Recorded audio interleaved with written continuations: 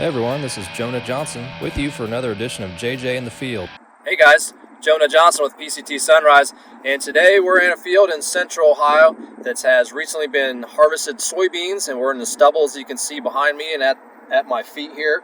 And so the question now arises about wheat planting. So if you guys are looking at winter wheat planting, of course the first thing we typically recommend is making sure you're past that fly-free safe date. And that's important in regards to the Haitian fly management, and you can find more information about that over the web with Ohio State University and others.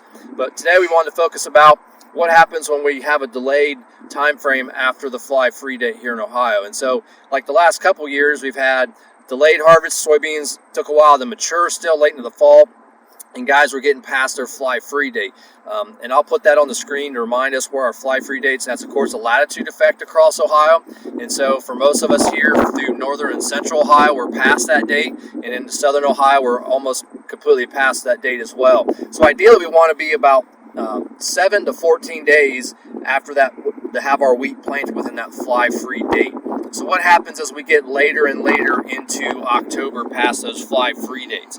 So of course we want to first of all have a weed-free seed bed, and we're hoping for. If you have escaped mare's tail and other plants in the field under those soybean stubble, of course right now a herbicide like Sharpen's probably going to be your best option for those mare's tail plants.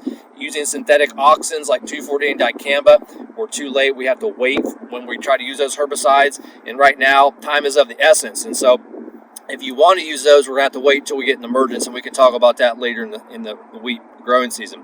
So obviously right now we want to have that 1.5-inch planting depth. Ideal seeding recommendations are anywhere from 1.2 to 1.6 million seeds per acre. Now the caveat is as we get later and later in October, we want to start increasing those seeding rates by about 10 to 15%. So when we do that, we want to be perhaps in that 1.4 to 1.6 as we enter into next week.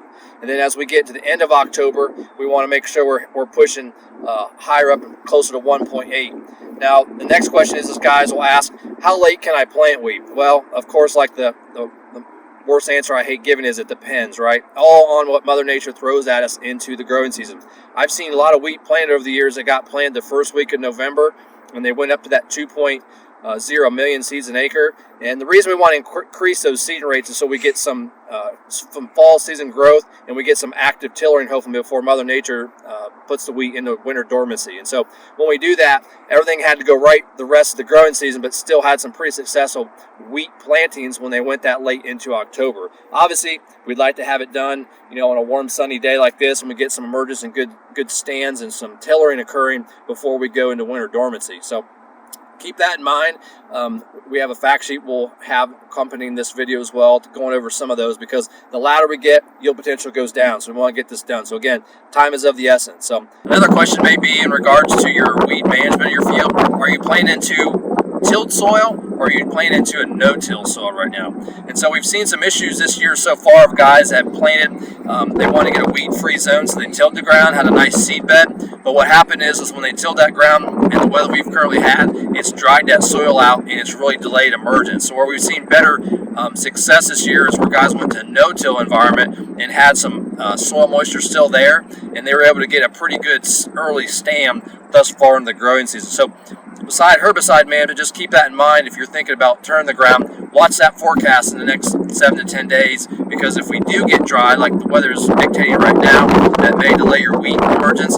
So with that, this is Jonah Johnson, Sales Agronomist with PCT Sunrise. Thanks for watching.